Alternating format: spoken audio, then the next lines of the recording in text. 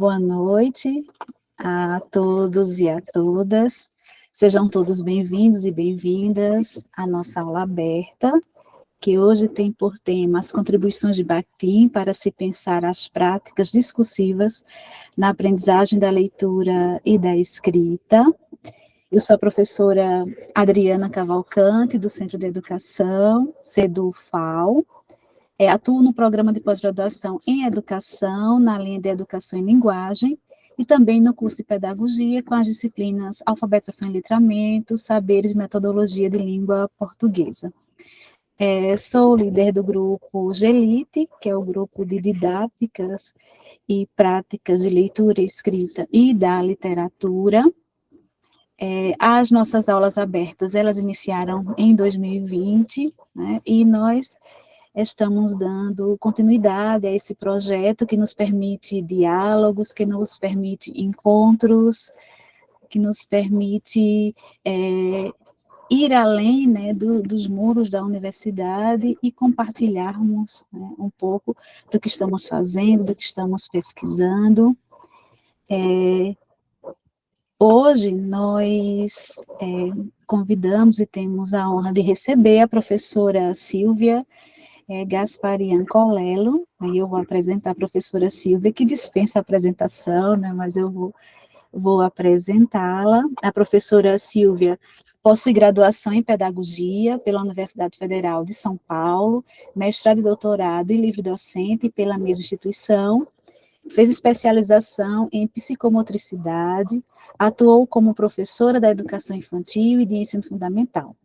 É docente sênior vinculada ao programa de pós-graduação da Faculdade de Educação da USP, na área de Educação, Psicologia e Linguagem. Trabalhou como consultora da Secretaria Municipal de São Paulo, Unesco, em 2019, e em diversas assessorias para escolas, secretarias de educação e diretorias de ensino, e também coordenou cursos de graduação, extensão e especialização. Atuou como docente e coordenadora de projetos, formação e formação continuada. É membro do Núcleo de Pesquisa Novas Arquiteturas Pedagógicas e diretora do Centro de Estudos Medievais Oriente e Ocidente. Orienta e desenvolve trabalhos sobre alfabetização, letramento, aprendizagem da língua escrita, práticas de ensino e formação de professores. É autora de diversos livros, dos livros Alfabetização em Questão, A Escola que Não Ensina a Escrever, A Escola e a Produção Textual, Práticas Interativas e Tecnológicas, Alfabetização, o que, por que e como, e coautora de Alfabetização e Letramento, Pontos e Contrapontos. Foi organizadora de obra Textos em Contextos, Reflexões sobre o Ensino da Língua Escrita. É ganhadora de 2 prêmios pelo apoio à escola pública e menção honrosa como orientadora no concurso de teses da CAPES de 2011.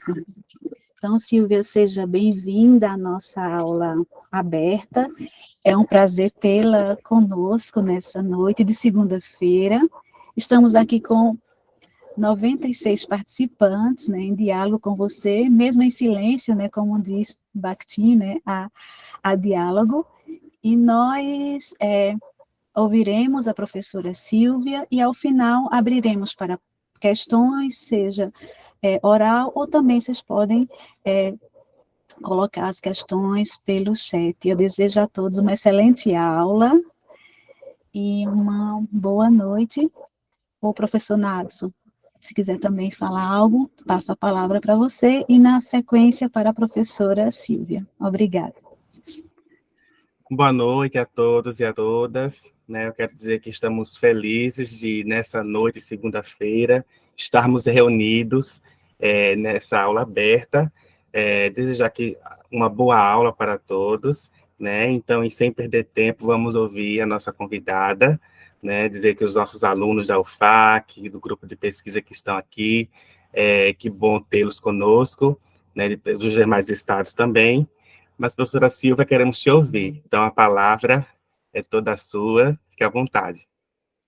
Boa noite a todos e todas. Para mim é um imenso prazer estar aqui justamente para falar desse tema que me parece tão relevante e nem sempre tão acessível.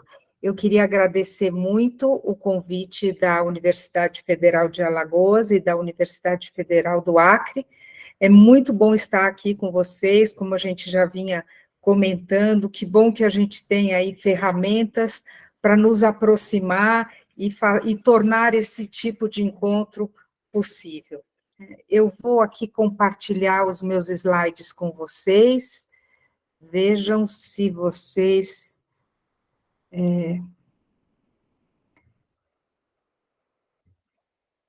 Veja se me digam se vocês estão vendo o slide de apresentação. Sim, professora, estamos Sim? vendo. Bom, antes mesmo de começar, eu queria deixar com vocês aí o meu e-mail, que é o Silvia Colello, com 2 L's no Lô, @usp.br, e a minha página pessoal, que é o Silvia Colello, de novo com 2 L's no Lô.com.br, onde vocês podem encontrar uma série de vídeos, de textos, de entrevistas, de trabalhos de pesquisa, e inclusive uma apresentação dos meus livros. Eu gosto de deixar esses canais abertos justamente porque é um encontro que a gente tem aí a oportunidade privilegiada de fazer hoje. Eu espero que ele não se encerre aí na noite de hoje e que a gente tenha as portas abertas para a continuidade de um diálogo. Bom, o tema é as contribuições de Bakhtin para se pensar as práticas discursivas na aprendizagem da leitura e da escrita. Essa lâmpada aí, não é por acaso, eu botei aí justamente porque eu entendo que o Bakhtin trouxe uma nova luz, ele permitiu novos olhares para o ensino, para a gente compreender a língua e, mais ainda, para a gente compreender o ensino da língua escrita, e é isso que eu estou querendo mostrar para vocês. Mas eu vou começar apresentando o próprio Bakhtin. O Bakhtin, ele nasceu em 1895, em Oriol, na Rússia, e morreu em 1975, em Moscou.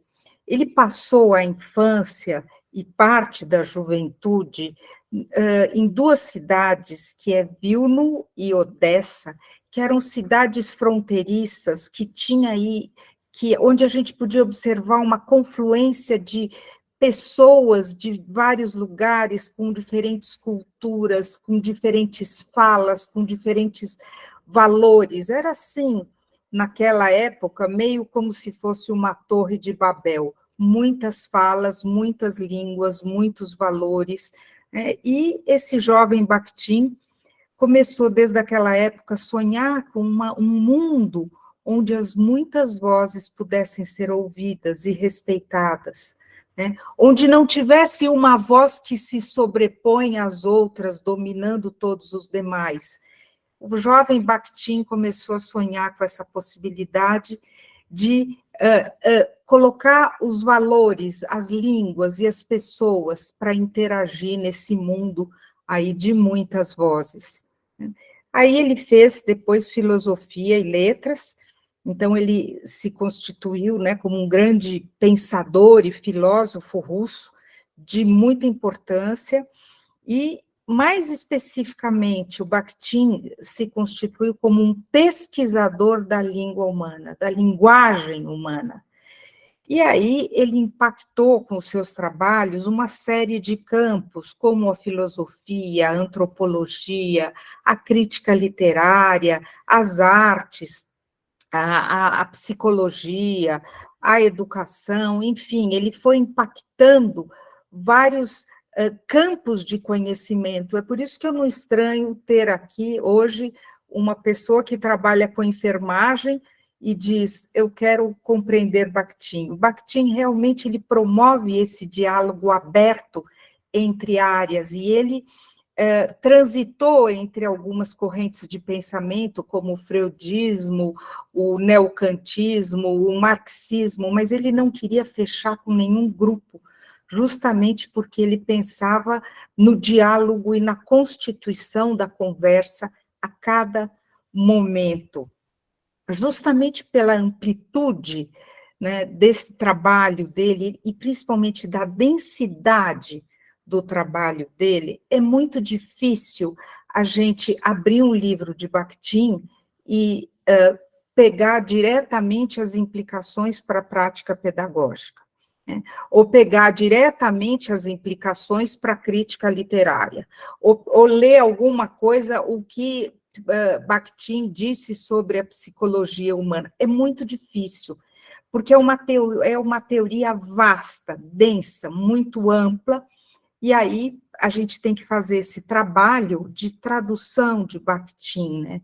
Eu acho que aqui no Brasil, quem melhor fez esse trabalho de traduzir Bakhtin para os educadores foi o professor Vanderlei Geraldi, da Unicamp, que com o seu livro, que se chama Portos de Passagem, ele marcou todos os estudos e trouxe para a gente essa possibilidade de compreender Bakhtin nas suas implicações pedagógicas. Mas falar em Bakhtin é falar também do Círculo de Bakhtin, que era um grupo de intelectuais entre 1924 e 1926, que se encontrava em Leningrado, e era um grupo muito, muito fértil, um grupo muito atuante, muito participativo, a tal ponto que muitas obras a gente não sabe se foram escritas por Bakhtin ou se foram escritas por pessoas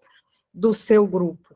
Então, aqui vocês estão vendo o Bakhtin aqui de barba no canto esquerdo, né?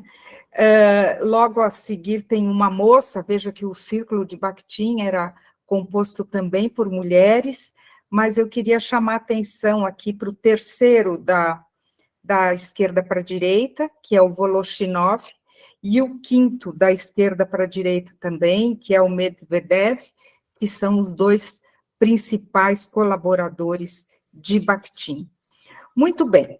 Então, para trazer para vocês como que o Bakhtin revolucionou o modo como a gente entende a própria língua, eu vou ter que trazer para vocês quase que um mapeamento sobre as concepções de língua que circulam na sociedade e que circulam particularmente na escola. Existem várias concepções que convivem e muitos professores não têm nem clareza dessas concepções. A pergunta é, o que, afinal de contas, a gente ensina quando a gente ensina a ler e escrever?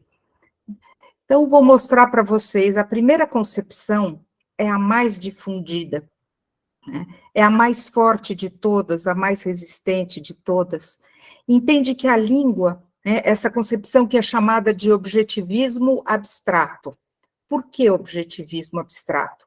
Porque acredita que a língua é uma coisa pronta, uma coisa que está lá, que tem existência e que paira acima da cabeça dos falantes. Por isso que a gente diz que é um objetivismo abstrato. Ela tem uma existência, né, em si e que está ali pairando acima da cabeça dos falantes. E esse objetivismo abstrato entende que a língua é um código regido por leis, por normas, por regras. Quem acredita nisso, quem tem essa concepção, como é que ensina a ler e escrever? A alfabetização se faz pela associação de fonemas e grafemas, como, por exemplo, o método fônico, tão difundido aí nos últimos anos. A ideia de que escrever é codificar e ler é decodificar. E depois que a gente ensina os alunos a codificar e decodificar, aí vem uma preocupação muito grande com a ortografia e com a gramática. Então, essa é uma concepção muito forte e que aparece aí nas entrelinhas dos discursos pedagógicos e também nos ambientes, nas escolas, de uma forma geral. Uma outra concepção totalmente diferente, é marcada por uma corrente que se chama o subjetivismo idealista. É a ideia de que a língua existe na cabeça de alguém que fala muito bem e que domina completamente a língua correta, como se fosse, por exemplo, um Machado de Assis. Então, se você quer falar bem, se você quer escrever bem, você tem que escrever como Machado de Assis. Por isso que é subjetivismo, e é subjetivismo porque a língua está na cabeça de algumas pessoas, justamente os donos da língua, idealista porque parte da ideia de que existe uma língua perfeita, uma língua correta, uma língua ideal. E essa corrente do subjetivismo idealista acredita que a língua é a expressão das ideias. Veja bem, todos nós concordaríamos com isso. Até eu concordaria com isso. Por isso mesmo, essa concepção é bem perigosa. Vamos ver como é que fica, nessa perspectiva, o ensino da língua. A escrita ou a fala é o registro ou são as enunciações compreensíveis das ideias, né? É você trazer, né, da cabeça para o papel, e do papel para a cabeça. A leitura ou a escrita é recuperar fielmente a ideia do outro, a ideia do autor. É por isso que o professor diz o que o autor quis dizer. É típico, é clássico isso. Você dá um texto e você pergunta para os alunos o que o autor quis dizer.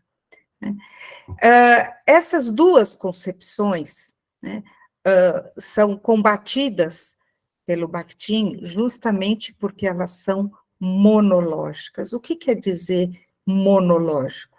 É a ideia de que a língua acontece ou existe independentemente dos propósitos, dos contextos, das pessoas, do momento, né? Seja quando você acredita que existe uma língua pronta que paira acima da cabeça dos falantes com seus códigos e regras, seja quando você acredita que ela está na cabeça de alguém, você não pensa a língua como uma interação, você pensa a língua como um objeto autônomo. Por isso eu coloquei aí, a língua é autônoma.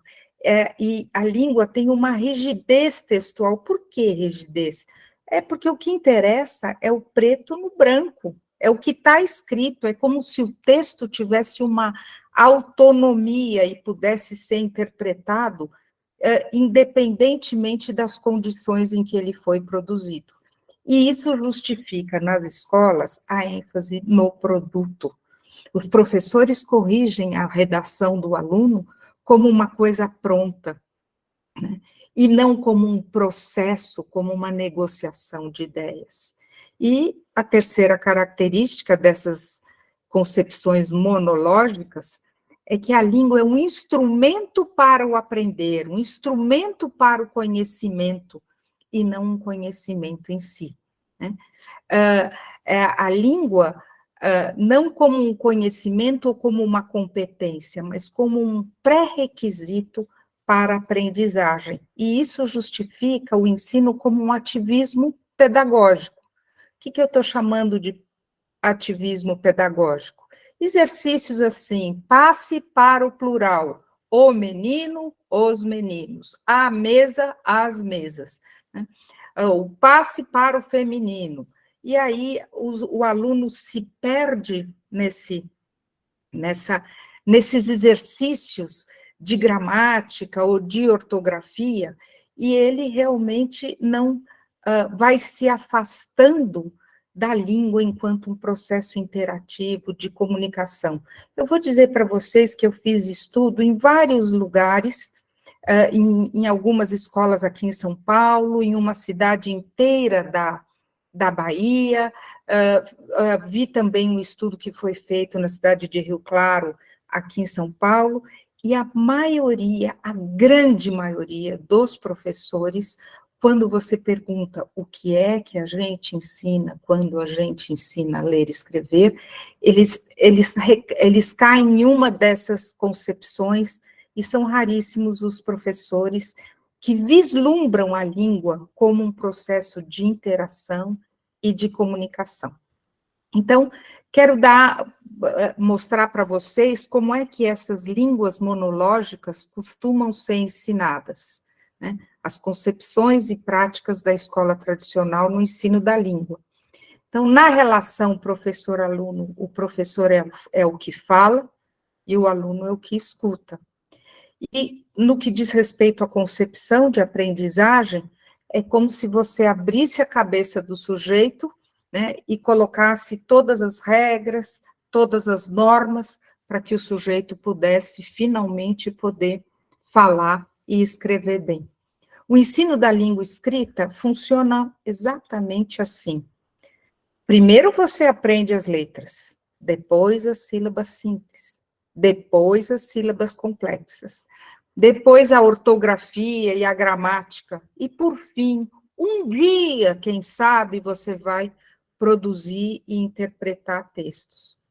Veja que essa é uma concepção muito forte, muito arraigada, e qual é o problema dela?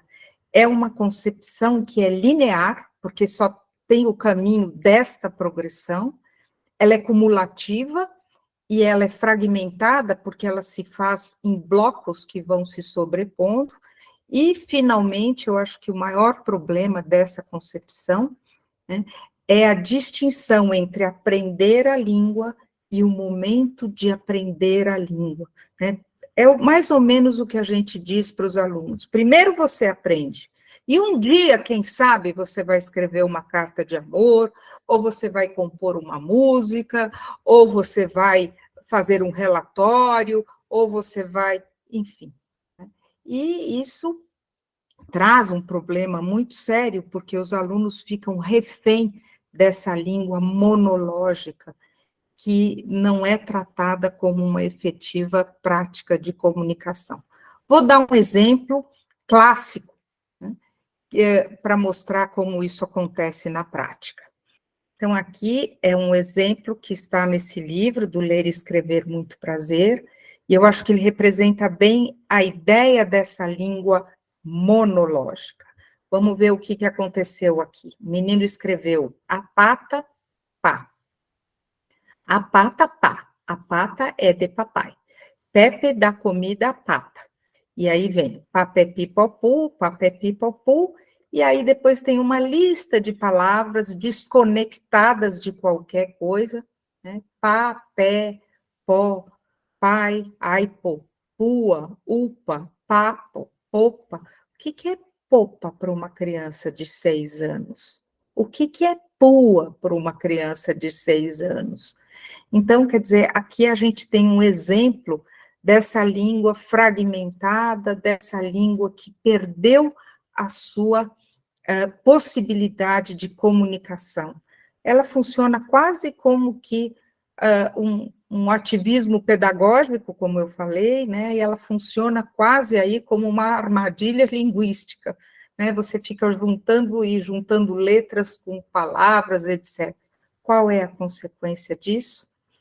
Gosto muito dessa imagem, porque ela reflete muito do que acontece com o ensino da língua escrita no Brasil. A gente ensina, mas, por um outro lado, a gente rouba o desejo de escrever, a razão de escrever. Essa é a minha preocupação. Vocês me diriam, mas eu também aprendi com papé-pipopô. Eu também aprendi com mamé-mi-momu. Sim, é verdade, até eu também aprendi dessa forma. Mas para cada um de nós que aprendemos a língua nessa perspectiva monológica, que destrói a língua como objeto de comunicação, quantos que ficaram pelo caminho? No Brasil, 3 a cada 10 pessoas são analfabetos funcionais.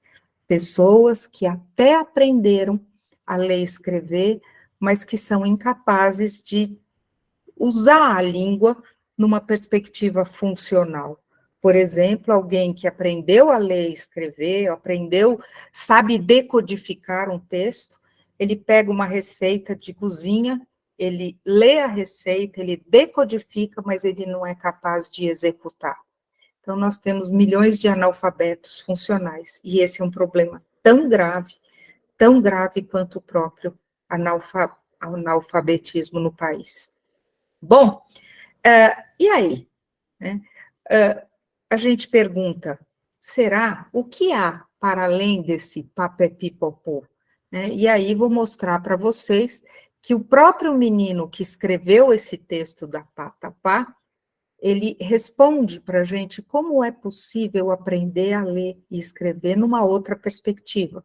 Veja, é uma criança pequena, está começando a aprender a ler e escrever. De manhã, na escola, ele fez essa atividade. Né? À tarde, sozinho em casa, ele resolveu brincar de escrever. Porque a língua pode ser uma grande brincadeira. Né? Antes da gente tomar a ducha de água fria, ele resolveu brincar de ser um repórter. E ele escreveu um texto, veja se vocês conseguem acompanhar. Eu vou ler o texto como ele gostaria que fosse lido. Né? Ele está brincando de ser um repórter. Vamos lá? Boa tarde, senhoras e senhores. Está começando o Jornal Debate. Numa casa de 5 crianças e pai e mãe, num assunto de hoje vai ser um assassino, um ladrão na casa que nós falamos agora.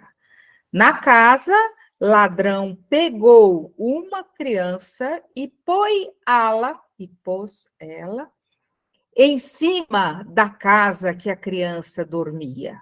O quarto que a criança dormia ficou uma bagunça e com sangues de facadas na barriga. Faltou um pedaço aí das crianças de 7 anos e de 5 de idades. Agora vamos com o final. Boa noite, senhoras e senhores. Um beijãozão, um Jornal Debate. Veja, um pouco violento, não é mesmo? É um pouco violento, mas é uma criança que está falando da sua realidade, do seu mundo. Vocês poderiam me dizer que essa criança comete uma série de erros de juntura, quando junta palavras, erro de segmentação, quando ela separa, por exemplo, aqui em ficou, segmentações, omissões de texto, uma série de erros, mas o mais importante é que essa criança se comunica. Esse texto é encantador, porque ele mostra como que uma criança muito, muito pequena pode falar do seu mundo, das coisas que ela vê, dos causos que ela gostaria de contar. A escrita pode até ser uma brincadeira, e brincar de jornalista, ao brincar de ser jornalista, eu posso falar do meu mundo. Essa é uma criança que está aprendendo a ler e escrever, mas que, de certa forma, já é letrada, porque ela já é capaz de usar o pouco conhecimento que ela tem para falar do seu mundo. E é isso que eu acho tão encantador. Essa escrita, esse texto, me permite trazer a concepção de língua do Bakhtin.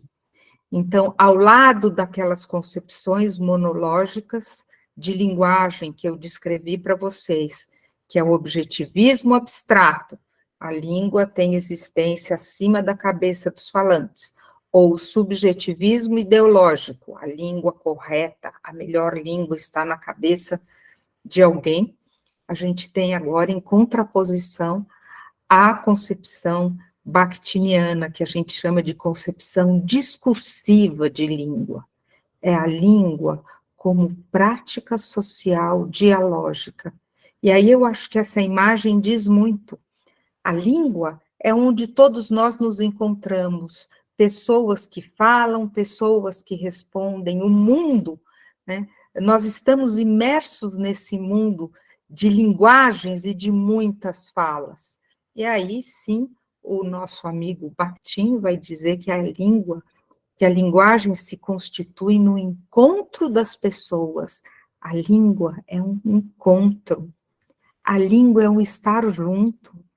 E esse encontro acontece em um dado contexto, em uma dada situação, né, em uma situação comunicativa e com um dado propósito. Ou seja, não existe língua solta, existe aquela língua que é constituída no momento e na relação entre os interlocutores. Bom, essa língua, para falar dessa língua, eu gostaria de situar com vocês 3 conceitos fundamentais do Bakhtin. O primeiro é a polifonia.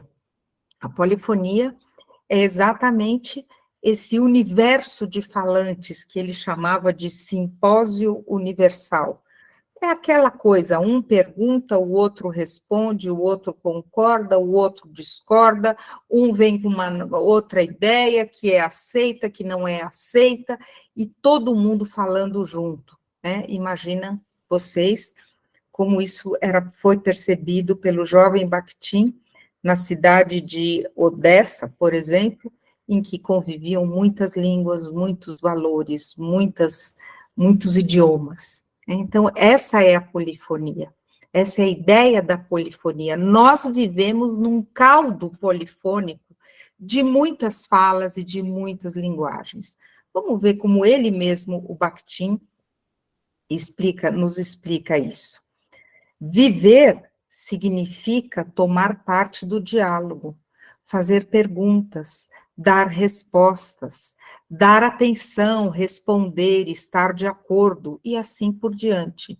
Desse diálogo, uma pessoa participa integralmente e no correr de toda a sua vida, com seus olhos, lábios, mãos, alma, espírito, com seu corpo todo e com os seus feitos. Ela investe seu ser inteiro no discurso e penetra no tecido dialógico. Então, é essa ideia, quer dizer, imaginem a nossa sociedade como um caldeirão com muitas falas juntas ao mesmo tempo. Essa é a ideia da polifonia. O segundo conceito que eu queria trazer para vocês é o conceito de dialogia. O Bakhtin dizia que não existe uma fala primeira, não existe uma primeira palavra. Quando você fala alguma coisa, você engata em alguma coisa que você ouviu e você lança para o próximo, que é o seu interlocutor. Então, é como se a linguagem fosse uma corrente comunicativa incessante, onde cada fala, cada enunciado, cada escrita se constitui como um elo nessa corrente. Aí está a ideia da dialogia. Para falar, eu venho de alguém ou de muitas pessoas e eu me direciono a alguém. A língua funciona, cada fala, cada escrita funciona como um elo na corrente discursiva. E o terceiro conceito é o de responsividade. Responsividade foi traduzido do russo dessa palavra que é até difícil de falar, que é o ответственность. É até difícil de ler essa palavra. A tradução literal seria responsabilidade. E ela vem sendo traduzida no Brasil como responsividade. O que é essa responsividade? É uma resposta, é uma atitude responsiva comprometida. Vou explicar melhor. Aquele que fala, né, ele fala para alguém, e ele já fala em função de alguém. Se um adepto do Bolsonaro vai falar com um adepto do PT, ele já fala de uma determinada forma. Se um corintiano vai falar com um fluminense, um adepto do Palmeiras, ele já fala de uma determinada fala, de tal forma que o interlocutor já faz parte da sua própria língua. né? Na hora que você fala, você se compromete, você se coloca em função do que você espera do outro.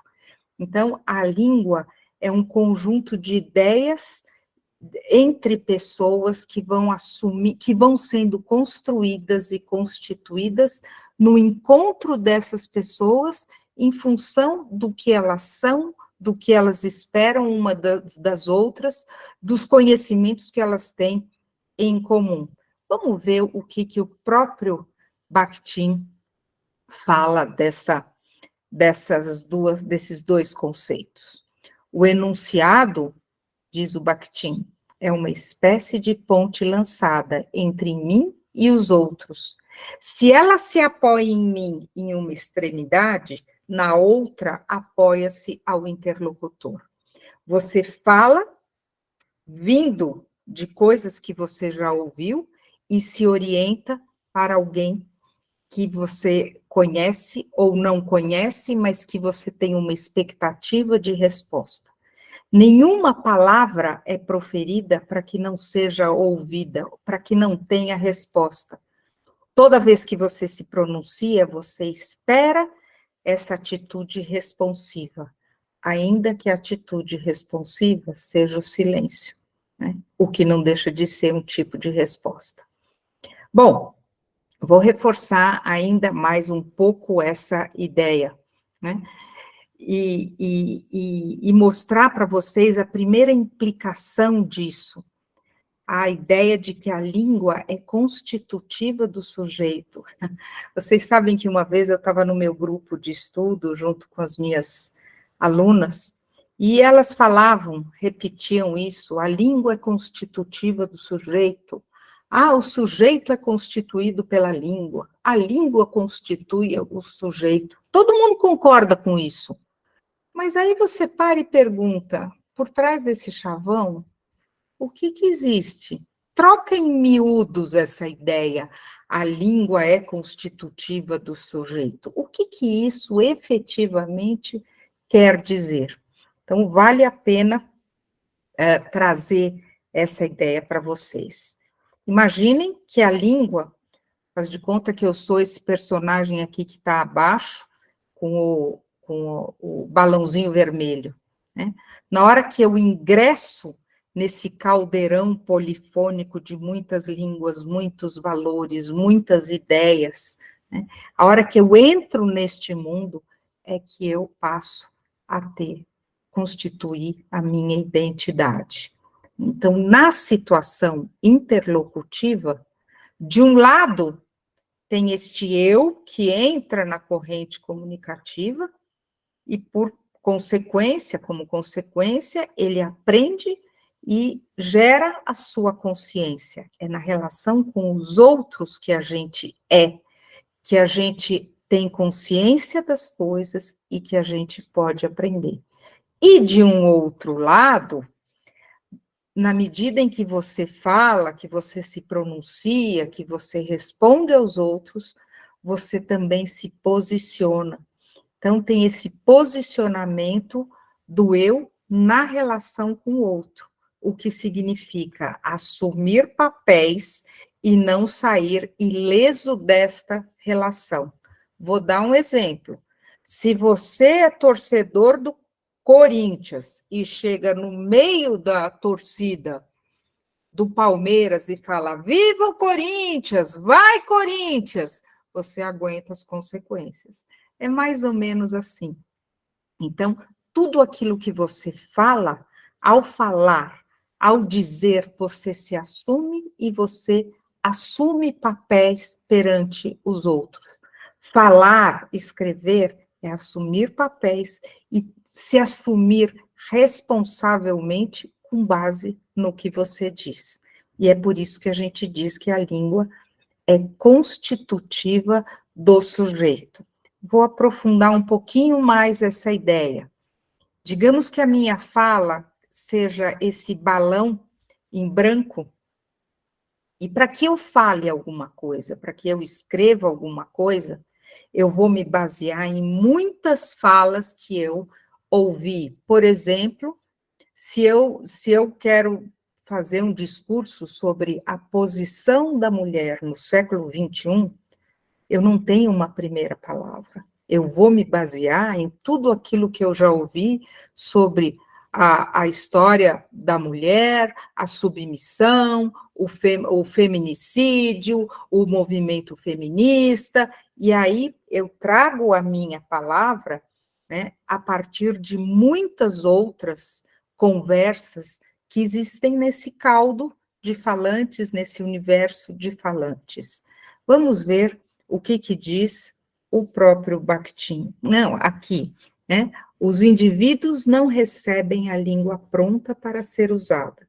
Eles penetram na corrente da comunicação verbal, ou melhor, somente quando mergulhamos nessa corrente é que a sua consciência desperta e começa a operar.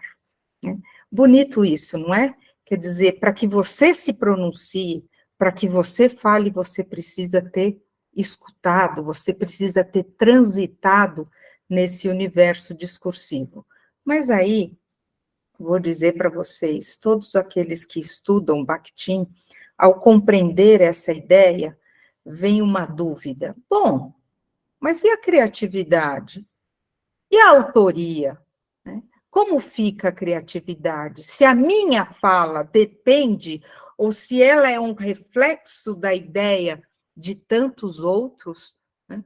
Como é que fica a criatividade? Como é que fica a autoria?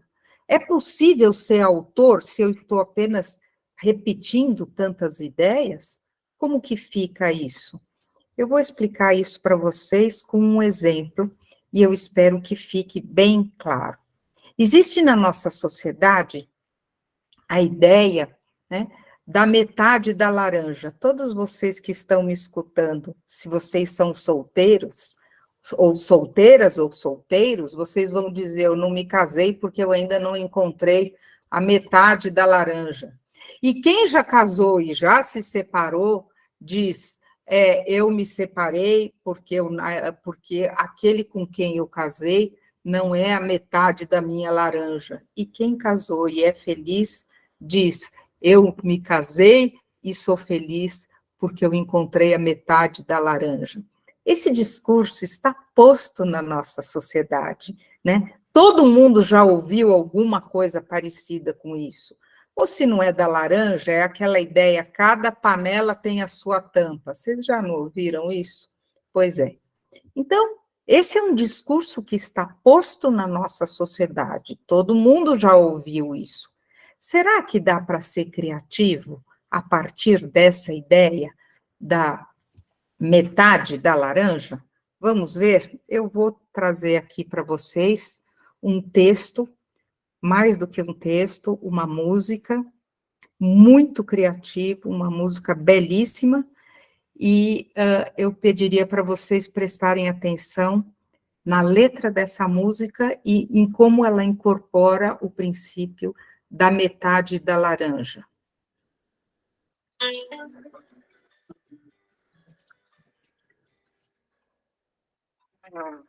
Eu sei você, não tenho porquê, porque sem você não sei nem chorar. Sou chama sem luz, jardim sem luar, lua sem amor, amor sem se dar. E eu sem você sou só desamor, um barco sem mar, um campo sem flor, tristeza que vai, tristeza que vem, sem você, meu amor, eu não sou ninguém. Ah, que bonito, que pena interromper uma música como essa. Bom, infelizmente o nosso tempo é curto, mas vejam como é que o Vinícius de Moraes e o Baden-Powell incorporaram essa ideia da metade da laranja, que já circula, que é altamente conhecida, mas puderam criar a partir disso. Então, quando ele diz, chama sem luz, jardim sem luar, luar sem amor, barco sem mar, campo sem flor, eles estão justamente trazendo essa ideia da complementaridade de um casal feliz, de um casal que vive bem e que vive aí a sua relação amorosa com felicidade. Bonito, não é mesmo? Vou mostrar outra para vocês. Então, mantenha essa ideia da metade da laranja e como que isso pode aparecer em outra composição absolutamente criativa. É uma música que todo mundo gosta, eu tenho certeza.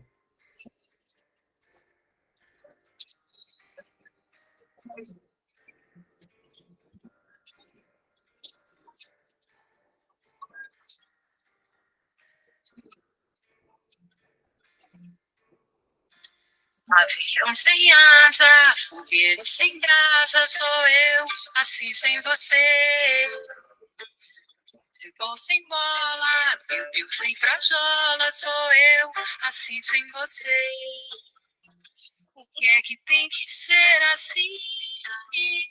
Se o meu desejo não tem fim, eu te quero a todo instante, nem 1000 alto-falantes vão poder falar por mim. Amor sem beijinho, bochecha sem Claudinho, sou eu, assim sem você.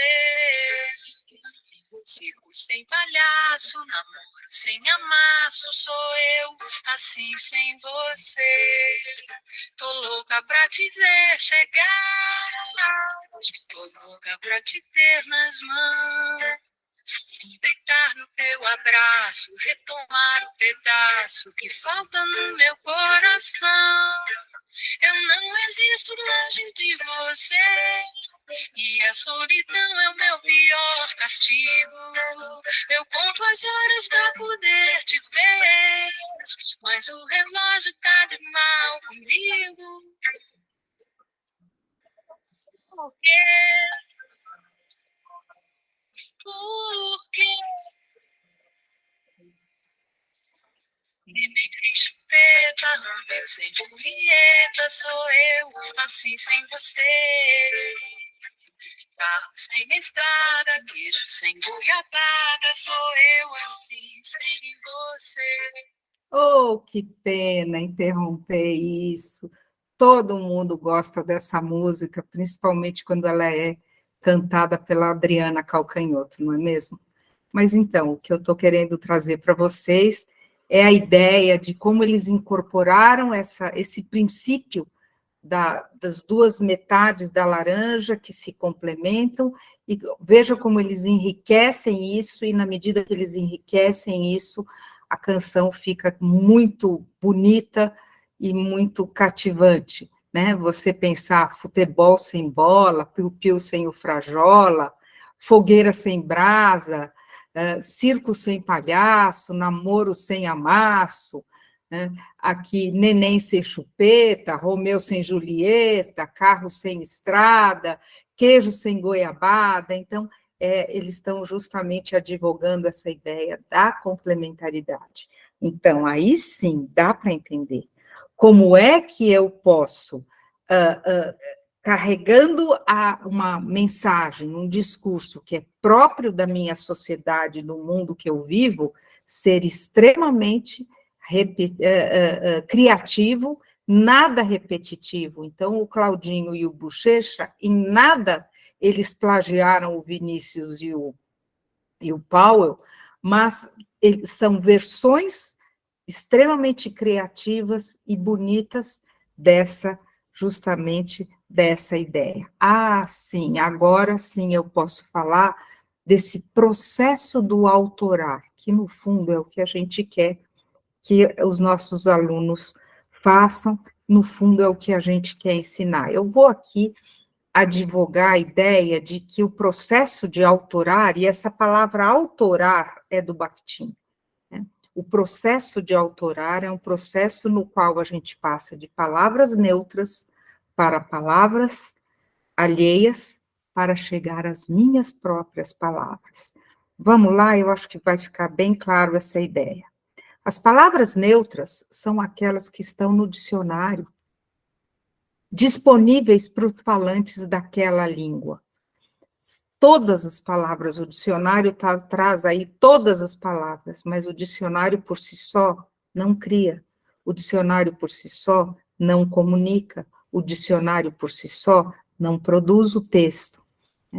E aí, usando destas palavras neutras, existe aí o grande simpósio universal, que são as várias construções, que são as palavras alheias, nesse caldeirão que eu falei, deste universo linguístico, seja pelos textos, seja pelas leituras, seja pelas escutas, né? As pessoas falam, as pessoas perguntam, as pessoas concordam, discordam, e aí, por aí vai. E aí, se alguém é instigado a falar alguma coisa, por exemplo, se eu perguntar de novo o que é possível dizer sobre a condição das mulheres no século XXI, o que este sujeito é obrigado a fazer? Né?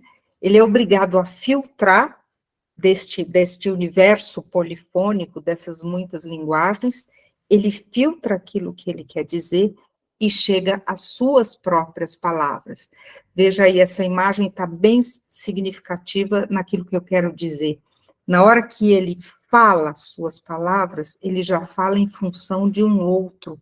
Ele já espera a reação do outro, o outro que concorda, o outro que faz careta, o outro que não quer nem ouvir, ou outro que simplesmente fica parado, este outro que reage. Né? Então, já está nas minhas próprias palavras a perspectiva, a visão, a concepção que eu tenho do outro. E como é que isso acontece na escrita? É a mesma coisa, quer dizer, a partir das palavras neutras, das palavras alheias, alguém vai filtrar o que quer dizer e vai fazer essa produção textual, e para que essa produção textual possa ser lida, o processo de interpretação recupera toda essa conversa a partir das palavras do autor que dialogam com as palavras alheias e que tem sentido naquela linguagem. Vamos ver o que o Vanderlei Geraldi diz dessa produção aí. Ele diz que palavras são recursos expressivos disponíveis na língua, mas são as operações com estes recursos que produzem sentido. Veja, a palavra operações está sublinhada porque essa é a chave do negócio. As palavras, sozinha, não são nada. As palavras passam a ser linguagem em função deste outro, em função dessa filtragem que cada um faz desse universo polifônico. E essa é uma operação. Interessante dizer também que essas minhas palavras, aquilo que eu falo, aquilo que eu escrevo, de alguma forma retroalimenta, né, ela de alguma forma isso também cai no universo discursivo. Então é como um ciclo, cada palavra, cada fala, cada escrita, né, ela retorna de alguma forma para esse universo polifônico. Então, a produção vem do universo polifônico e volta para o universo polifônico. Aí eu acho importante marcar com vocês essa ideia das operações. No fundo, o que a gente ensina para esses nossos alunos, quando a gente ensina a língua portuguesa, é um modo de lidar com as ideias para que ele possa chegar às suas próprias palavras. E aí eu vou enfatizar com vocês a ideia de que a oralidade, a produção textual e a leitura são efetivos trabalhos, são produtos de uma elaboração mental, e vale dizer, não são decoreba de regras, né? Não são a regra gramatical decorada, não é a sintaxe decorada, não é o dicionário decorado. Veja o que nos diz o próprio Bakhtin. Um enunciado nunca é somente reflexo ou expressão de algo já existente, dado e concluído, ou seja, plágio do que já existia. Um enunciado sempre cria algo que nunca havia existido, algo absolutamente novo e irrepetível. Porém, o criado sempre se cria do dado. A língua, um fenômeno observado, um sentimento vivido, um sujeito falante, o concluído por uma visão de mundo. Alguma coisa nos alimenta para que a gente possa produzir um enunciado. Todo dado se transforma no criado. Eu acho essa frase dele explica muito bem como é que a gente produz a linguagem a partir de um universo linguístico, e ainda assim a gente consegue ser criativo. O Vanderlei Geraldi tem um texto que eu gosto muito, e que se chama A Labuta da Fala, a Labuta da Escrita, em que ele procura caracterizar tanto a produção textual como a linguagem como um trabalho de elaboração mental. Vejamos o que ele diz. O que fazemos quando falamos é mais do que usar uma língua segundo suas regras. É um trabalho. E todo trabalho tem um produto. No fundo, é isso. Quando a gente ensina a ler e escrever, a gente está ensinando um tipo de trabalho que se concretiza a partir de um gênero. Está aí mais um conceito, uma concepção fundamental para o Bakhtin, porque ele diz que a linguagem ou a produção textual, os enunciados de uma forma geral, se concretizam a partir de gêneros. Por isso que é tão importante que o professor trabalhe os diversos gêneros em sala de aula. Uma música, uma receita de cozinha, um bate-papo, uma peça teatral, e por aí vai. Um e-mail, uma carta. Então, a linguagem se concretiza neste gênero, que são tipos relativamente estáveis, né, que organizam a linguagem, mas cada um, dentro deste gênero, vai produzir a sua própria linguagem a partir de um dado. Olha que ideia bonita essa. Bom, e aí, para dar um exemplo para vocês de como é que a língua é um trabalho, como a criação linguística é um trabalho, eu vou dar esse exemplo. Numa competição linguística em Lisboa, a pergunta final foi a seguinte: como explicar a diferença e a relação entre completo e acabado? Oi? Como que vocês aceitariam um desafio como esse? Como explicar a diferença, então, no gênero verbete ou no gênero texto explicativo? Como é que vocês explicam a diferença entre completo e acabado? Veja que está aí um desafio que requer um certo trabalho, e o trabalho pode ser, inclusive, ser capaz de transpor a própria compreensão do termo, tal como ele aparece no dicionário, que é exatamente o que acontece lá. Vamos lá. E a resposta vencedora: ao casar com a mulher certa, você está completo. Ao casar com a mulher errada, você está acabado. E quando a mulher certa o apanha com a mulher errada, você está acabado por completo. Veja que jogo de palavras criativo que deu conta de explicar a diferença entre completo e acabado, mostrar a relação entre elas, né? E, inclusive, transcender o significado mais estrito da palavra, na medida em que ele usa o acabado como destruído, né? Então, fica aí esse exemplo que mostra como que se dá o trabalho linguístico. Ah, sim, agora a gente chega numa parte muito importante da minha fala de hoje. Como se constitui o trabalho de ensinar a ler e escrever, ou o trabalho de aprender a ler e escrever? Ah, vou mostrar um slide para vocês que vocês vão entender tudo. Vocês podem até esquecer de mim, mas desse slide vocês nunca mais vão esquecer. Vou mostrar para vocês por que é tão difícil ensinar a ler e escrever e por que é tão difícil aprender a ler e escrever. Olha lá. Com uma imagem, eu consigo dizer quase tudo.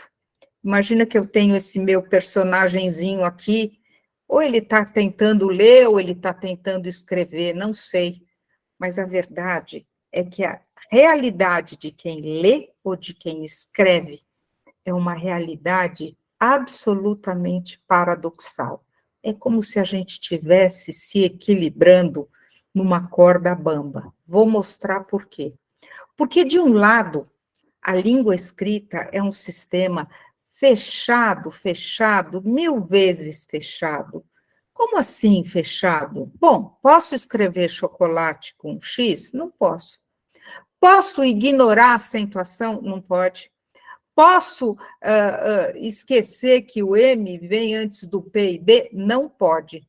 Posso esquecer as regras de concordância? Não pode. Então, é um sistema fechado, porque ele tem as suas regras, as suas normas. E esse sistema fechado diz justamente,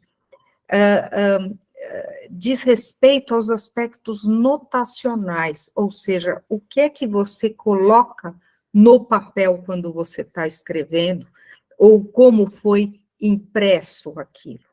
Então, a língua é um sistema fechado, 1000 vezes fechado.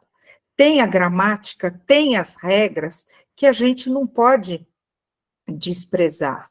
Mas, por um outro lado, a língua é um sistema aberto, 1 milhão de vezes aberto. E sabem por quê? Porque a língua tem que, aquele que domina a língua, aquele que sabe se manifestar na língua, ele tem que poder tudo dizer. Então, a dimensão aberta da língua é justamente a proposta discursiva, o como é que eu coloco aquilo que eu quero dizer. Veja, o Vanderlei Geraldi diz que é um sistema, que a língua é uma sistematização em aberto. Nossa, que grande maluquice, sistematização em aberto? Como é que vai ser sistematização e vai ser aberto? É exatamente isso.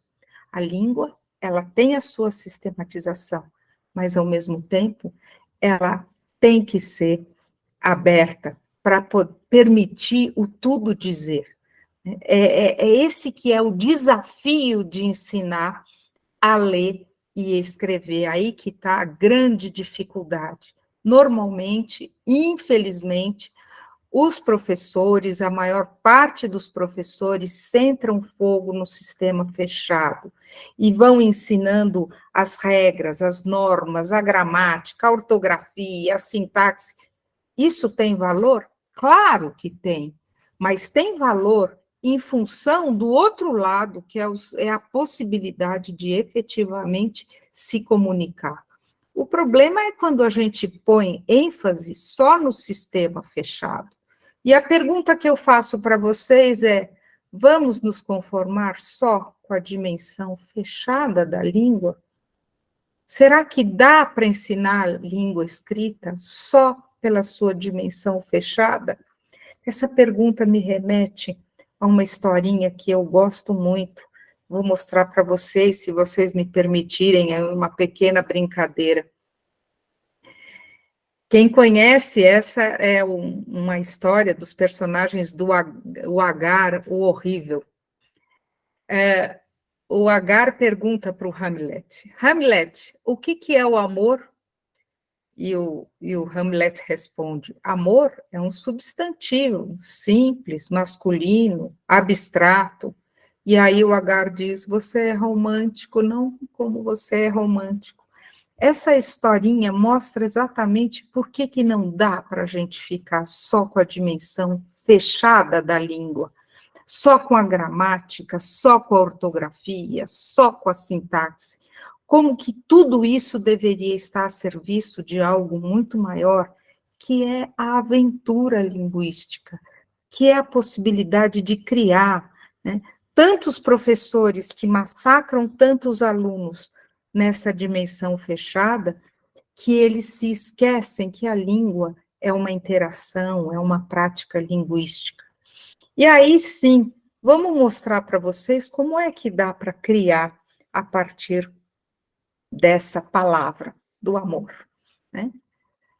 A gente pode dizer que o amor é a força mais sutil do mundo.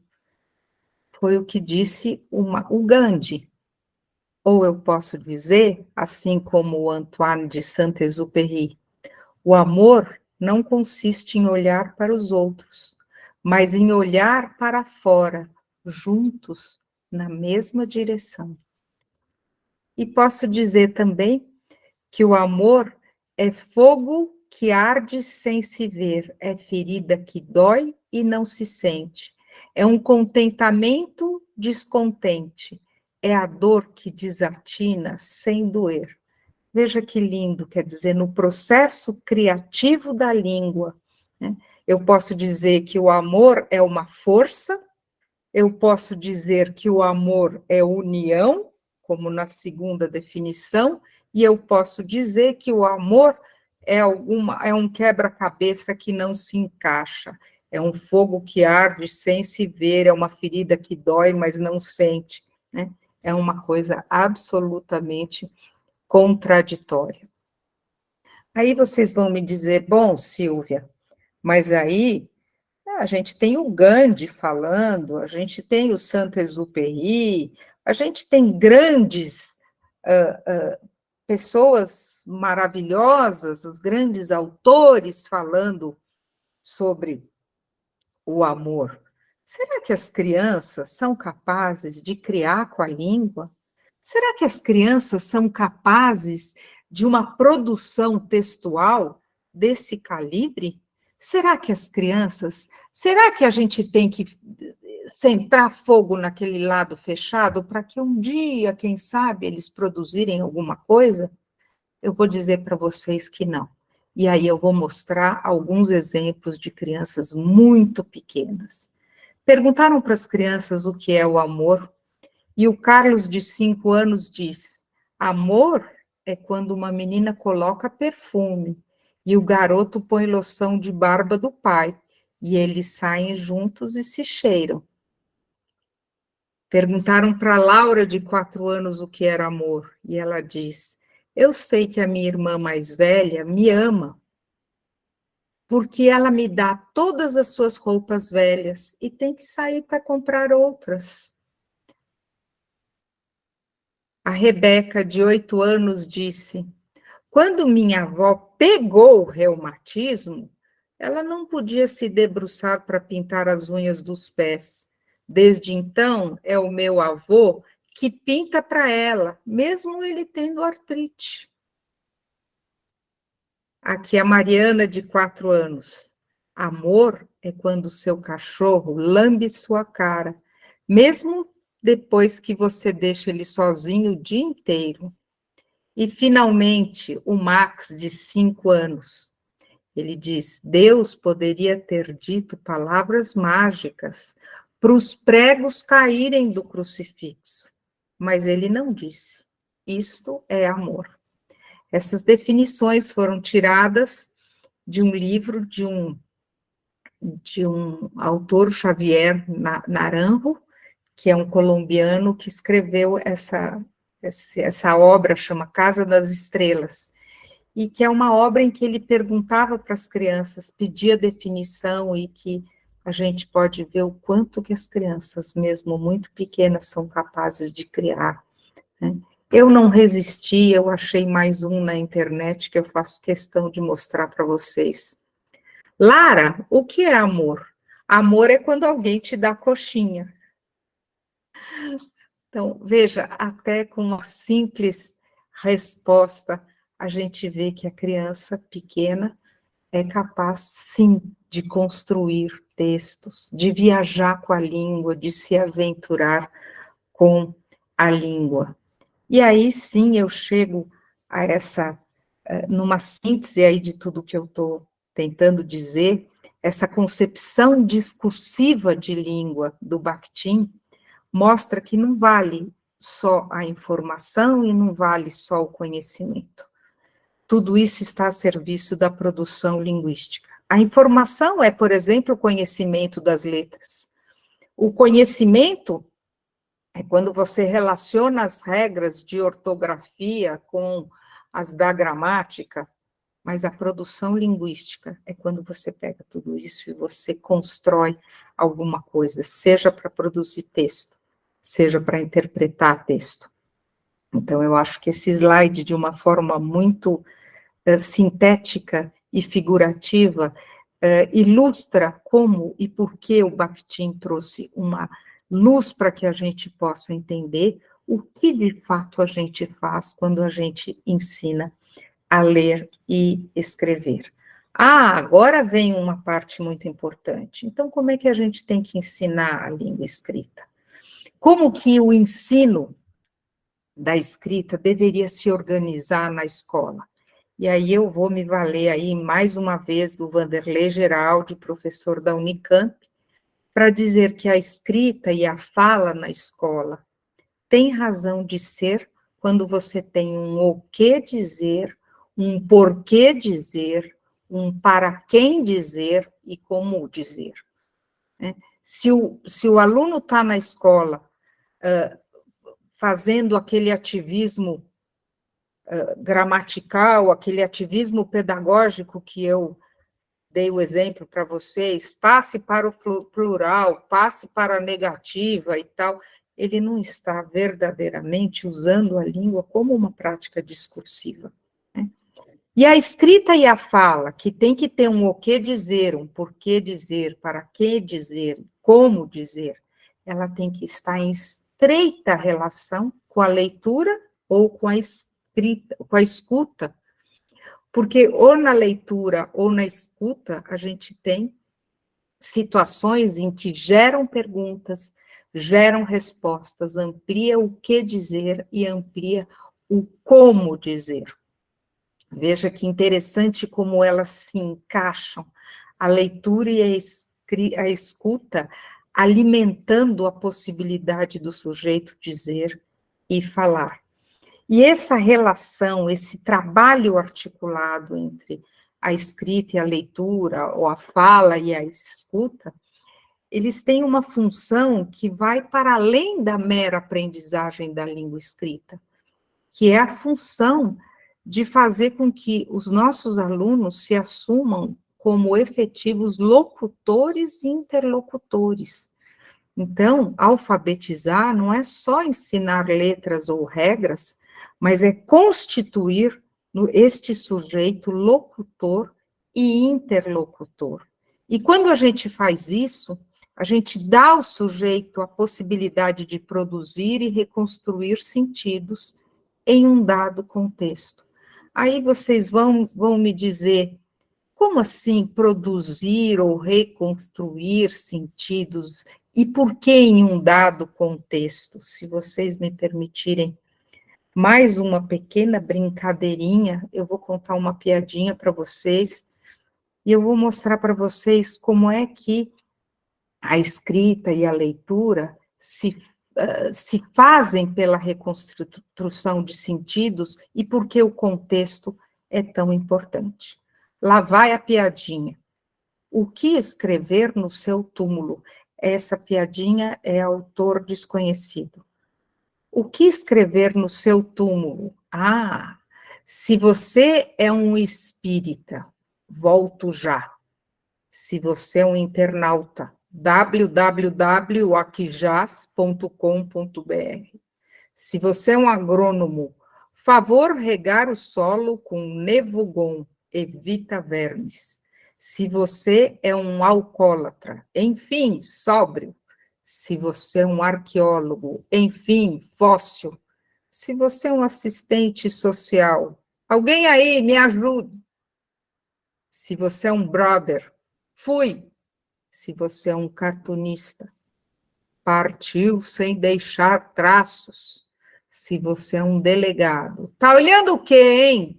circulando, circulando. Se você é um ecologista, entrei em extinção. Se você é um enólogo é aquele especialista em degustação de vinhos e que tem a fama de ser muito sofisticado. Veja só, cadáver envelhecido em caixão de carvalho, aroma formol e aftertasting, que denota a presença de micro-organismos. Continuando, se você é um funcionário público, é no túmulo ao lado. Se você é um garanhão, rígido como sempre.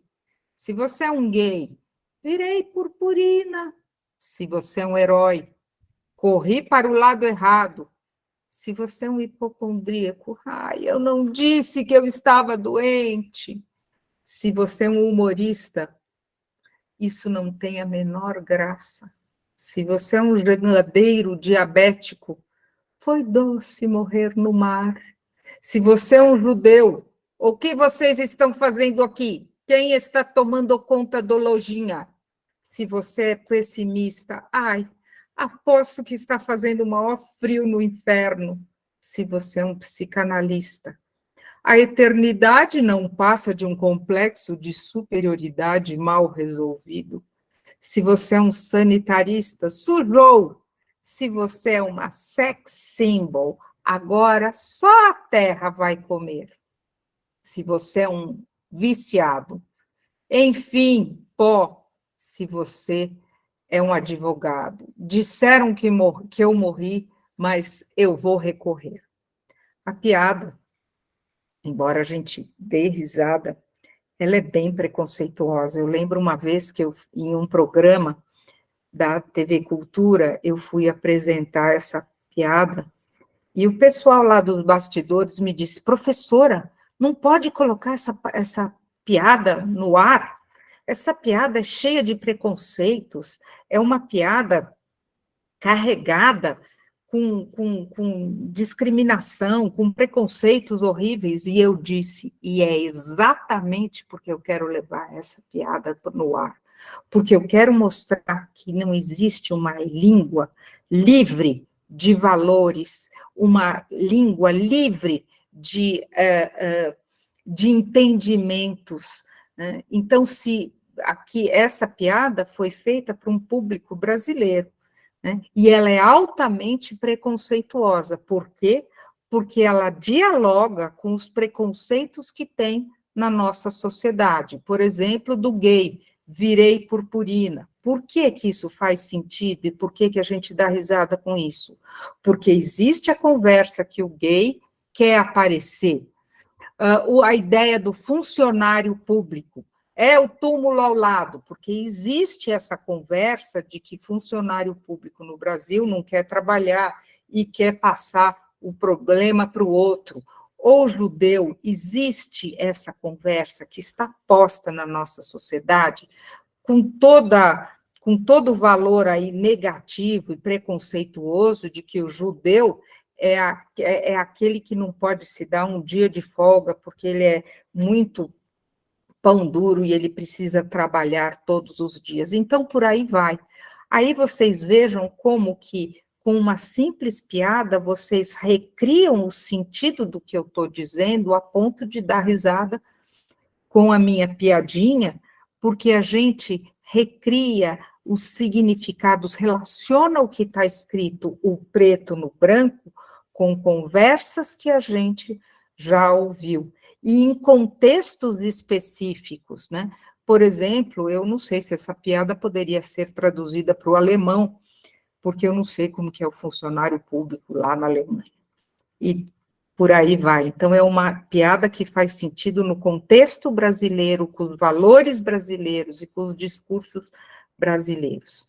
Bom, para sintetizar aqui tudo que eu fui trazendo para vocês, eu fiz um quadrinho em que eu vou mostrar as principais concepções da língua, segundo Bakhtin, e as implicações pedagógicas. Eu tirei isso do meu livro, que é o Alfabetização, o que, como e porquê, e eu tive que simplificar um pouco para tentar fazer caber tudo no mesmo slide e não ficar muito cansativo para vocês, mas vamos lá. O conceito de Bakhtin, a língua é viva, é vida, porque são as práticas linguísticas que dão sentido à vida. Se é essa a concepção, qual é a implicação pedagógica correspondente? O ensino, e particularmente o ensino da língua, tem que acontecer integrados à vida, a partir de práticas interativas e significativas. Outra concepção do Bakhtin, a língua tem vida, que é o jogo de valores e tensões entre o dito, o não dito e o respondido. A língua, ela tem um dinamismo próprio dela. E aí, como implicação pedagógica, a gente tira a ideia da inviabilidade de conteúdos fixos e independentes dos contextos. O ensino voltado para a reflexão e para a conscientização. Ensinar a língua é você ensinar a ver os preconceitos, ensinar a ver os valores e assumir posição perante eles. Uma terceira concepção, a língua é plural e se faz no contexto e pelo contexto. Daí o interesse em considerar a sua função social e o contexto histórico-cultural. A implicação disso é a gente levar para a sala de aula uma pluralidade e uma diversidade de suportes, de gêneros, de estratégias, e sempre contextualizando as propostas. Uma quarta concepção, a língua, enquanto proposta de negociação de sentidos, nunca é solitária. Ler e escrever são atos de dialogar e de reconstruir sentidos e de reconstruir a realidade. Qual é a implicação que a gente tira disso para a sala de aula? O professor tem que ter escuta. A escuta do professor, a problematização em classe, a consideração das várias possibilidades de construção conjunta, várias possibilidades de interpretação, né? A valorização do processo em classe e não só do produto linguístico. Outra concepção, a produção não parte de si e não se esgota em si. Toda palavra tem uma contrapalavra, é a ideia daquele encadeamento que eu disse, da corrente comunicativa. Qual é a implicação disso para a prática pedagógica? É o resgate das ideias prévias, a promoção das muitas vozes, o confronto de posições, o trabalho pensado a partir do fazer e refazer, né? Assim como a linguagem que está sempre sendo recriada, o trabalho na escola como uma possibilidade constante de fazer, refazer, redigir, rever, repensar e por aí vai. A sexta ideia básica do Bakhtin, a concepção discursiva da língua, a prática comunicativa se faz como um todo no contexto. Então, a linguagem é o todo, são os gestos, é a mão, é a expressão, é o conjunto. Ninguém se comunica só com as palavras, mas com um todo comunicativo. E aí, como implicação pedagógica correspondente, vem a ideia de que é preciso articular os vários eixos da comunicação, a gestualidade, a fala, a escuta, a leitura, a escrita. A proposta de trabalho associada sempre às práticas letradas. E aí eu acho interessante pensar num exemplo, que é o exemplo da leitura dramática, né? Quando você quiser ensinar o seu aluno a ser fluente, não faça um treino mecânico de leitura e de decodificação das palavras. Faça, por exemplo, o trabalho com a leitura dramática, porque quando você lê um texto que é um teatro, você tem que assumir a voz do malvado, você tem que assumir a voz do vilão, você tem que assumir a voz daquele que reivindica, daquele que pergunta. A sétima concepção, escrever e ler requerem o deslocamento de si para que possa se produzir interpretar. Essa é a ideia de que o melhor escritor é aquele que escreve com os olhos dos outros, o que o outro vai pensar do meu texto, como ele vai reagir ao meu texto. Então, escrever requer esse deslocamento de si, eu acho que aí está a maior dificuldade de ensinar a língua escrita, você tem que ensinar o indivíduo a se comunicar com alguém que não está lá, né? Não, quando você não tem o olho no olho. A implicação pedagógica disso são práticas interativas, considerando sempre o ponto de vista do outro e as possibilidades interpretativas. Uma oitava ideia, que é muito importante, é a ideia de que toda língua é língua. Não existe a língua melhor ou a língua pior, a mais correta e a menos correta. Existe a linguagem que é adequada àquele contexto, para aquele propósito. Qual a implicação pedagógica disso?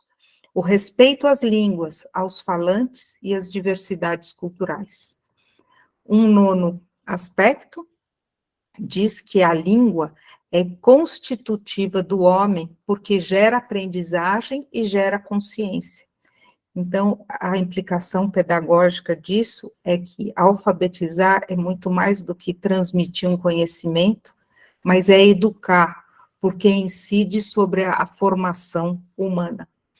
E aqui, a 10ª concepção do Bakhtin, que as manifestações linguísticas são carregadas de valores e se constitui através de embates ideológicos. Então, são os entrechoques das línguas, um que fala, o outro que responde, o outro que concorda, o outro que não concorda. E aí, o que fica, né, a ideia desses embates ideológicos carregados de valor são as forças centrífugas, que espalham ideias, ou as forças centrípetas, que promovem um discurso comum, né? Então, forças centrífugas e centrípetas, que nem sempre são compatíveis com a sociedade democrática, quer dizer, discursos de manipulação do sujeito. E aí, sim, vem a implicação pedagógica disso, dizendo que a docência é uma prática política, como exercício de resistência às forças domesticadoras, às forças manipuladoras dos homens. Bom, eu estou terminando e vou trazer para vocês aqui uma das ideias que eu acho mais importante do Bakhtin, que é a ideia de que a língua é uma grande viagem, a língua é uma grande aventura. Então, a magia da escrita, se a gente quer ensinar a ler e escrever, a gente tem que resgatar essa magia e essa negociação com o mundo que está sempre se renovando. Quando eu penso nisso, eu penso nessa história do Bill Watterson, que eu adoro, que é a história, é uma historinha do Calvin e Hobbes. Ela está em inglês, mas eu vou traduzir aí, meio de uma forma livre para vocês. No primeiro quadrinho, ele fala, uau, como nevou essa noite, isso não é maravilhoso? E aqui no segundo quadrinho, tudo que a gente conhecia, tudo que era familiar, desapareceu. O mundo parece novinho em folha, um novo ano, um novo começo. E aqui no terceiro quadrinho, é como ter uma folha em branco para desenhar, e eu diria, é como ter uma folha em branco para escrever. Sim, um mundo novo, cheio de possibilidades. E aí, na última quadrinho, é um mundo mágico, cara. Vamos explorar. Então, eu entendo essa que é a magia da língua. Cada dia o mundo se renova. E a cada dia você tem um mundo que é como uma folha de papel em branco, não para você temer, mas para você verdadeiramente se encantar e se aventurar. E para finalizar, meu último slide, eu deixo para vocês essa afirmação do Vanderlei Geraldi, que eu acho muito importante para quem ensina a ler e escrever e para quem ensina a língua portuguesa. Talvez ensinar a língua também signifique ensinar que a vida não está pronta, não está acabada, e que sempre virá um horizonte para aquilo que virá. Muito obrigada, era isso que eu tinha a dizer. Fica aqui o convite para vocês conhecerem melhor o meu trabalho, né? Os meus livros que estão na Sumos, menos esse cinza aqui que está esgotado. É isso, muito obrigada.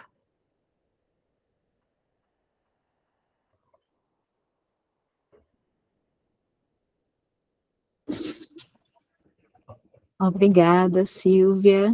Aqui no chat, muitos elogios à sua fala. Nós teremos ainda uns 10 minutinhos para o debate. Caso alguém queira falar, pode pedir a fala ou escrever no chat, ou tecer algumas reflexões. Fica o convite a ler as obras da professora. Esse aqui, né, que a Silvia apresentou aí o quadro, né? O último livro da professora, Alfabetização, o que, por quê e como, né, onde ela traz um diálogo entre a concepção de língua, as concepções de língua, logo no primeiro capítulo, né, Alfabetização, Teoria e Prática, e todo o livro nesse diálogo mesmo com as contribuições de Bakhtin para pensar o ensino da língua, da linguagem na alfabetização. Então, a Lucélia também está, né, em mãos com a obra. O Natsu colocou aí no chat, né, um recadinho para vocês sobre as obras da professora. Quem gostaria de trazer algo para o diálogo com a professora nesses minutinhos que temos? Eu, sabendo que a gente ia se encontrar hoje, eu briguei com a editora, pedi para eles darem os descontos, porque infelizmente esses livros acabam sendo muito caros, e eu consegui um desconto e está nessa promoção aí, hoje e amanhã com 25% de desconto, mas tem que aplicar o cupom, que é o FAO25. É isso.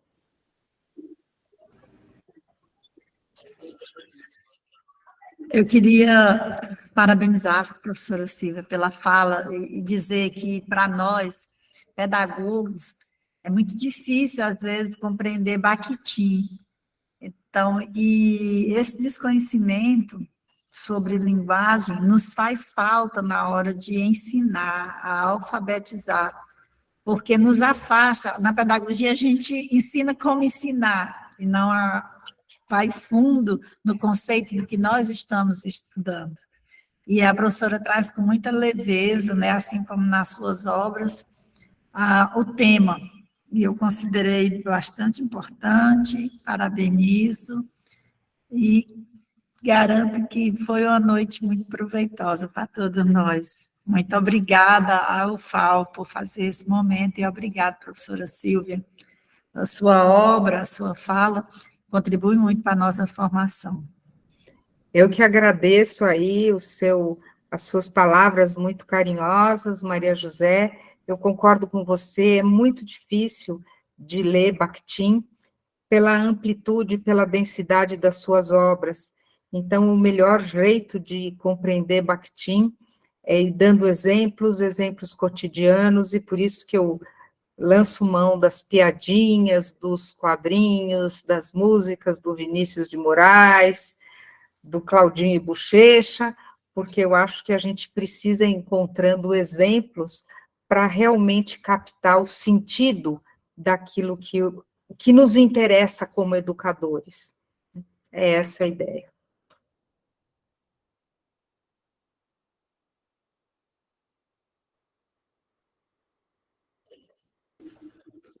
A Aline Freitas colocou aqui um recadinho: aprendi muito, para mim foi de grande valia, quando a professora citou que aprendemos quando ouvimos, lendo.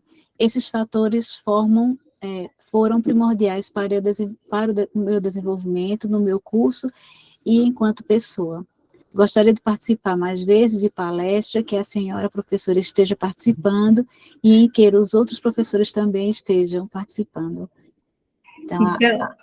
Então, Aline, eu não sei de onde você é, mas pode me convidar que eu vou com muito prazer. É sempre um prazer muito grande estar aí com esses educadores e poder conversar e trocar ideias. Diga isso não, que a gente lhe convida aqui para falar para o Ceará. Eu já estive aí várias vezes e o povo do Ceará muito acolhedor, me acolheram muito bem, com muito carinho, e a hora que me chamar eu volto com o maior prazer. Mais alguém?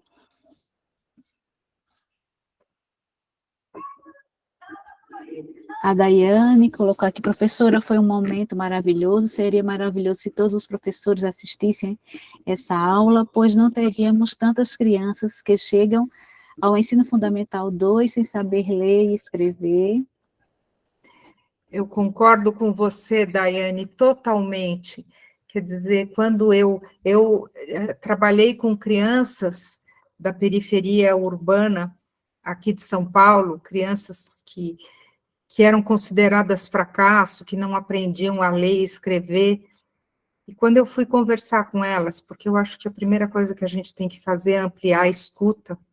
Então, antes de fazer qualquer coisa, eu fui conversar com essas crianças e tentar entender o que é que impedia a aprendizagem dessas crianças, e era justamente as marcas dessa língua dura, monológica, dessa escrita, desse ensino que vem como um ativismo pedagógico e que não resgata aquilo que a língua tem de mais importante, que é a possibilidade de interagir, de comunicar, de promover esse encontro de pessoas. Então, quando a língua fica submetida às normas gramaticais, às regras da ortografia ou da sintaxe, o que acaba acontecendo é que a língua perde vida.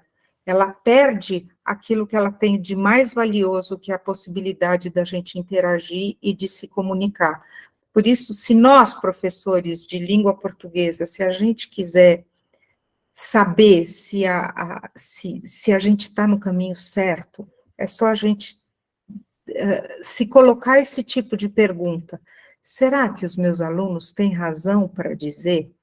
Será que eles estão se sentindo provocados para escrever? Será que eles têm um o que dizer, um para que dizer, um porquê dizer e um como dizer? Porque sem isso não há prática comunicativa. Então, as crianças que fracassam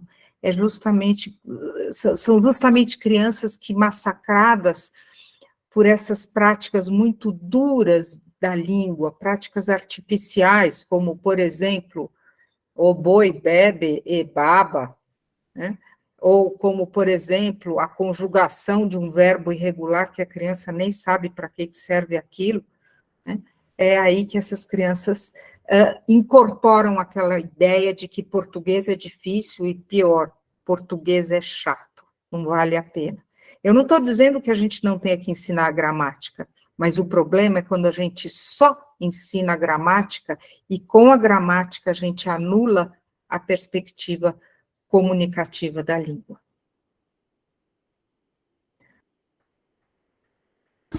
Silvia, eu tenho mais aqui uma fala direcionada para você, da Mariette Amorim. Ela diz, professora Silvia, sou coordenadora pedagógica e digo, a resistência de trabalhar a língua na perspectiva dialógica discursiva ainda é muito grande, principalmente no ciclo de alfabetização, com justificativas como eles ainda não sabem escrever. Como podemos desconstruir esse entendimento? Será um problema de formação do professor? Eu acho que tem vários fatores envolvidos. Eu acho que a formação do professor é um fator, esse professor que não vislumbra a possibilidade de o aluno escrever e dizer coisas antes de saber, de ter a língua convencional. né? Mas eu acho que é um problema também, muitas vezes, daquilo que cobram do professor, né? Então, esse professor que entra na sala de aula muito preocupado em cumprir o programa, ou muito preocupado com as provas que vão fazer sobre o desempenho dos alunos, ou aquilo pelo qual eles vão ser cobrados, ou aqueles professores que estão massacrados também pela expectativa de pais que falam, bom, mas essa professora não deu nenhum ditado hoje, então não é boa professora. Então, essa professora que até tem vontade de ensinar numa perspectiva mais interessante, tem vontade de trazer a aventura da comunicação para a sala de aula, mas que se vê pressionado pelos mecanismos de cobrança e a necessidade de dar respostas para o próprio sistema. Eu acho que a formação de professores é um dos aspectos, mas também tem a condição do trabalho dos professores na escola, né? Que condições eles têm para desenvolver um trabalho, por exemplo, para propor na escola um sarau literário, por exemplo, para trabalhar, fazer um teatrinho apresentar uma turma para outra, um teatrinho que foi feito pelos alunos, quer dizer, que condição a gente tem de superar essa muralha estrita que aprisiona a sala de aula dentro de 4 paredes de uma forma tão artificial.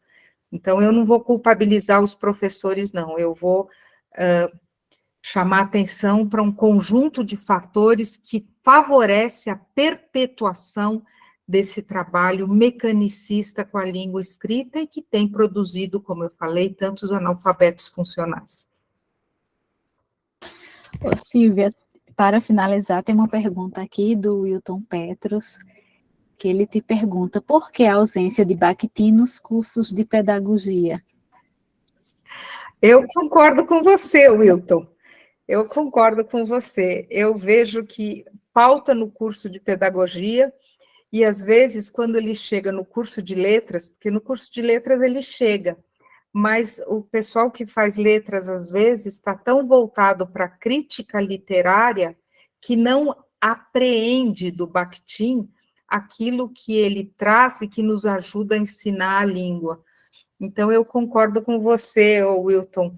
Raramente o Bakhtin entra nos cursos de pedagogia, e isso é uma pena, e eu acho que é justamente em função da dificuldade de traduzir o Bakhtin para as implicações pedagógicas. Eu vou dizer para vocês, confesso, eu mesma passei por isso e senti toda essa dificuldade de captar aí a essência das ideias do Bakhtin para a sala de aula. Silvia, eu vou passar a palavra para a professora Silvana Paulina. Ela é vice-coordenadora do grupo GELIT, divide comigo as pesquisas, os estudos. Então, Sil, pode falar, a palavra é sua. Boa noite, professora Silvia, boa noite, colegas. Estão me ouvindo bem? Sim? Sim. Sim, Professora Silvia, essa conversa é inquietante tanto quando se refere à nossa conversa com os nossos estudantes, né? Nossos, uma palavra impossessiva, mas, enfim, professora de ensino fundamental, né, da educação básica, lá são os meus pequenos, enfim, a nossa apropriação desse discurso. Mas o que eu quero dizer é o seguinte, é uma reflexão, é um incômodo que me traz ultimamente. Quando nós dissemos assim, dizemos que nós temos o diálogo, nós dialogamos mesmo no silêncio, e na conversa com o outro é que nós nos construímos e nós também nos desconstruímos. E a minha preocupação é no momento em que eu me desconstruo, mas eu não consigo me reconstruir. Em que sentido e em que momentos? Eu fico imaginando, quando você estava dizendo do palmeirense e do corintiano, eles podem até ter ali um turno de voz. Mas eu fico pensando nos trabalhadores quando ele não tem turno de voz. Mas ele precisa ser, na verdade, ele é silenciado. Ele pensa, mas ele é silenciado. É um incômodo mesmo. Quando nós tratamos das minorias, né, que durante muitos anos houve o silenciamento, tivemos que nos calar. E nesse cálice, né, nesse silenciamento, não teve o turno e não teve a possibilidade de repensar. E, nesse sentido, eu acabo assumindo a fala do outro como a fala que realmente é a fala verdadeira, é a fala do poder. E não encontro, eu fico imaginando assim, que eu não encontro, muitas vezes, nem palavras para refutar, mesmo porque eu não me apropriei dessas palavras. Nesse mundo foi me negado e aí eu penso nas mulheres, com os números altos que nós temos atualmente de feminicídio, de a violência contra a mulher, homossexuais, quer dizer, na comunidade LGBTQIA+, os negros, indígenas, enfim, os trabalhadores de determinadas, ou se não todas, né, as categorias, e aí eu fico pensando nos recursos para romper esse silêncio, mas também dar as ferramentas, ofertar, na verdade, as ferramentas. E aí eu penso na leitura, e na leitura de literatura, que há essa possibilidade. Então, na verdade, isso que eu estou te apresentando é um incômodo, como que eu vou retornar, como que eu vou conversar se eu não sei usar, eu não tenho as palavras para falar. Então, é aquele momento que eu digo assim, eu não tenho palavras, mas eu não tenho palavras porque não me foi possibilitado o acesso a ela, nem mesmo a oral. É isso, é um incômodo. Bom, é um incômodo seu, é um incômodo meu, e eu acho que ou deveria ser um incômodo de todos que trabalham com educação. A sociedade funciona a partir de forças manipuladoras e opressoras, e a escola, lamentavelmente, funciona também, muitas vezes, pelo silenciamento. O professor entra na sala de aula, ele não tem escuta, e a primeira coisa que ele fala é: senta, fica quieto, cala a boca, para você ouvir a verdade, para você ouvir a matéria, para você receber o conteúdo, e o conteúdo vem numa relação vertical de cima para baixo. E o que eu posso te dizer, Silvana, é que se a escola é um ambiente, é um meio de silenciamento, se a escola vem funcionando como um grande cala-boca, se a escola funciona numa perspectiva de eu ensino você a ler e escrever, mas eu roubo o que você tem a dizer, e aí jogo você dessa forma, calado e silenciado, para a sociedade manipuladora e opressora, a escola pode ser também um espaço de resistência. A escola deve ser, a sala de aula deve ser um espaço de conscientização. A sala de aula deve ser um espaço para que a gente possa dar a palavra e para que a gente possa ter a escuta. E aí eu gostaria de ler para vocês um trecho que eu tinha separado, que é um texto do Faraco, falando sobre o Bakhtin, e aí você vai perceber que justamente o seu incômodo era também um incômodo do Bakhtin, já naquela época, já naquela Rússia.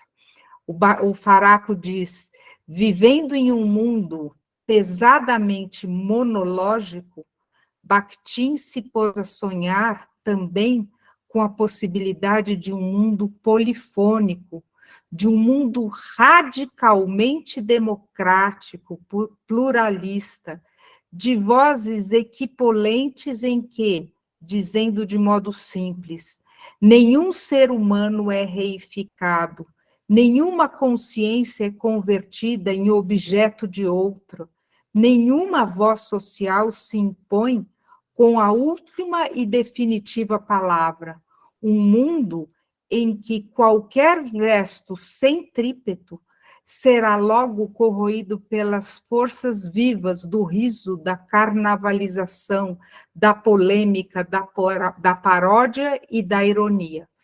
Quando o Faraco diz isso, ele recupera a ideia do Bakhtin da carnavalização, que é a possibilidade da gente rir dessas forças opressoras e da gente poder, a partir do riso, a partir da ironia, a partir da escuta, a gente poder resgatar a voz de todos e o direito de todos à palavra.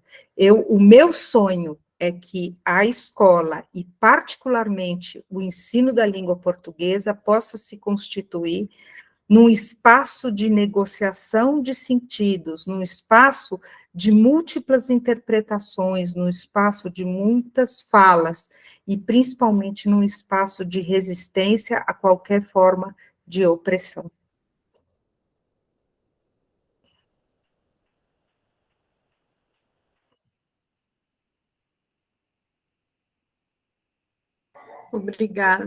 Obrigada, professora. Esse também é meu sonho. Ainda bem, estamos juntos nisso.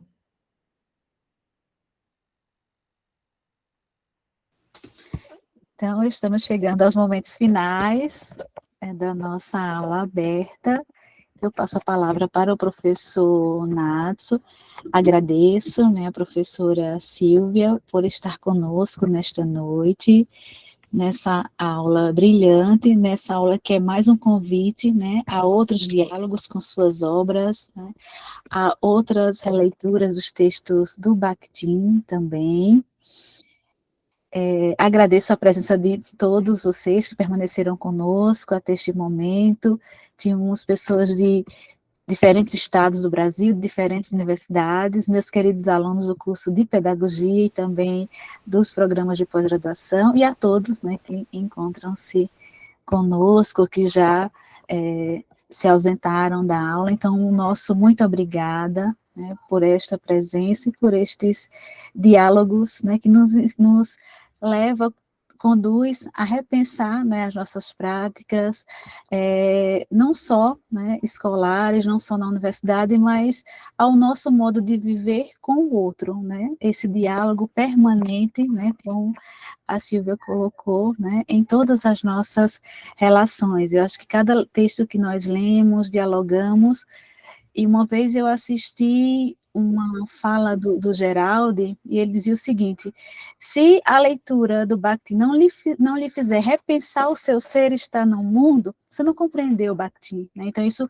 foi muito forte para mim, né, naquela época, porque nos leva a repensar o nosso ser, o nosso estar e o nosso nos constituir com o outro. Então, obrigada, Silvia, mais uma vez. Espero nos encontrarmos, né, presencialmente ou de modo online, mas nesse constante diálogo. Um forte abraço. E passo para o professor Natso a palavra também. Não sei se a Silvia também quer falar alguma coisa. O meu muito obrigada.